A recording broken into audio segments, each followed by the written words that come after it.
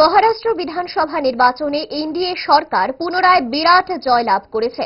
ফলাফল ঘোষণার পর থেকেই গেরুয়া আবির খেলায় মেতেছেন ত্রিপুরার বিজেপি কর্মীরা। বিভিন্ন রাজ্যে নরেন্দ্র মোদীর নেতৃত্বে বিকাশের ভিত্তিতে যেভাবে কাজ হচ্ছে তার ফলেই নির্বাচনের এই ফলাফল হয়েছে। এই জয় প্রধানমন্ত্রী নরেন্দ্র মোদীর জয়। সোমবার প্রতীক কিশোর দেববর্মনের নেতৃত্বে নতুন করে সেজে উঠছে চরিলামে বিজেপির সংগঠন।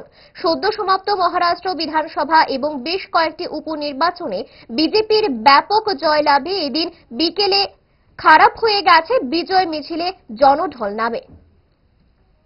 আমরা সবাই জানি কিছুদিন পূর্বে ভারতবর্ষের মহারাষ্ট্র, ঝাড়খণ্ড, বিহার, আসাম, উত্তরপ্রদেশ সহ বিভিন্ন রাজ্যে নির্বাচন হয়েছিল। তার মধ্যে আমাদের ভারতীয় জনতা পার্টি বিভিন্ন রাজ্যে বিপুল পরিমাণে আমরা জয় পেয়েছি।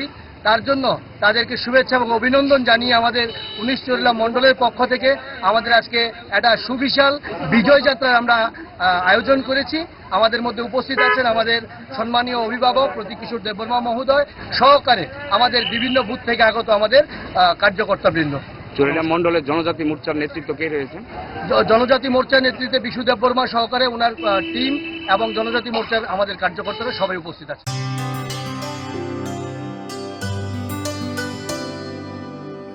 पानी सारे गा सारे पा मा गा